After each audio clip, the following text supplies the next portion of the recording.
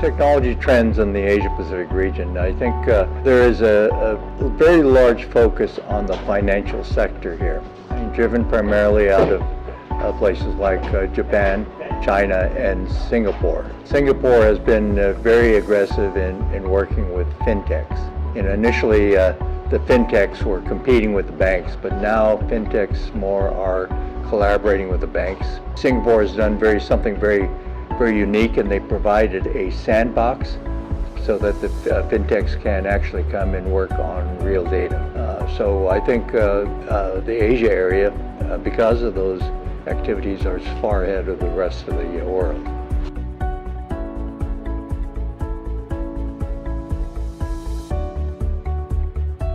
It has to be, it's about connectivity, sensors. I mean, I don't know, I have a Fitbit. I don't connect it to anything, but it can be. I know there are insurance companies that are giving away Fitbits so that they can monitor what the health of their patients, so that they can provide or have better insurance results, better health results. And there are automobile companies. I don't know if it's here in Asia as much. I know in Japan they have this, but in the U.S., many of the insurance companies are giving away these dongles or attachments where it can monitor the activity of the driver and have a pay-per-use type of insurance rating on that. A lot of these types of things are occurring. I mean, in the U.S. we have home thermostats, intelligent thermostats, and so forth.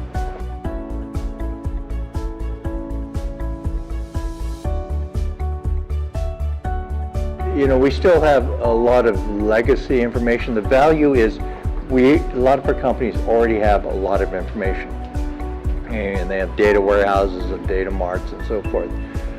The value is providing the right tools so we can integrate these new types of non-structured data. For instance, the sensor data that comes in, the social media data, and be able to combine that and then be able to do an analysis across all that. So what we call a 360 view of whatever we're studying. So data integration tools are key. And one thing that we provide is a tool that we call Pentaho Data Integration. Pentaho is a data integration and analytics tool, and we sell that as a subscription. It's an open source product, by the way, because I think more and more solutions will be open source. Of course, the way we make our revenue from that is through the Red Hat model, right? We provide the services to maintain and keep that service available.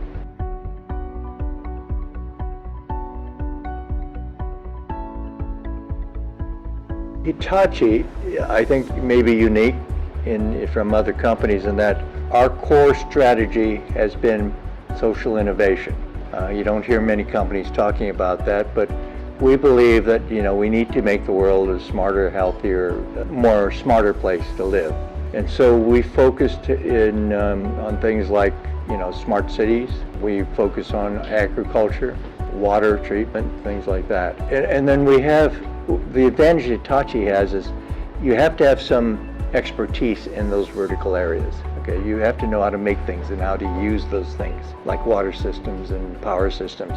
But you also need information technology expertise. And that's where Hitachi Data Systems really contributes to the whole Hitachi social innovation strategy. With our ability to integrate that information, then apply the analytics to that, and eventually the artificial intelligence, we can then automate this and make this a better solution.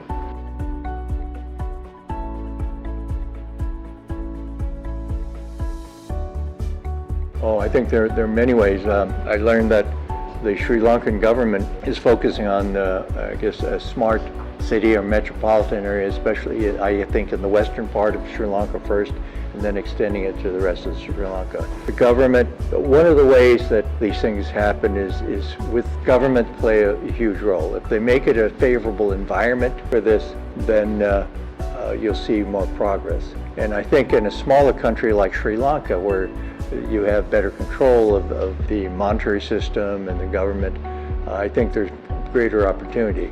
Whereas in a very large country, it's very hard to coordinate all the different peace parts of the country and the government. We are working also with the city of Copenhagen. Copenhagen wants to be carbon neutral by 2025. And in order to do that, they realize that they need to be able to share information between traffic management, water management, waste management, energy management. And so they've created an open data mart where all this information from public and private sectors is put into one data mart and can be accessed by anybody who wants to build a smart city solution. One of the problems we have in some of the smart city projects is we have different groups building different silos. And if you do that, it becomes harder then to share and integrate the information to build this better society. You know, one of the things I have in one of my slide decks, I talk about it's not optimizing the individual, but optimizing the whole. Okay, and that's what the objective has to be, to really have a smart city.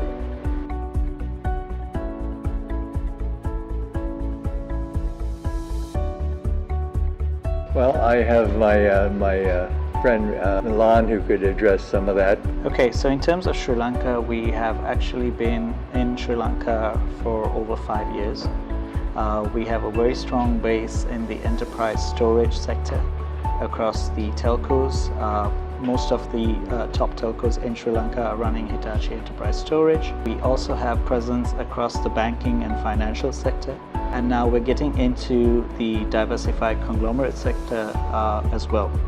So it's been plus 5 years in Sri Lanka, and we have quite a strong, I would say over 65 to 70% of enterprise storage presence in Sri Lanka at present. Thank you.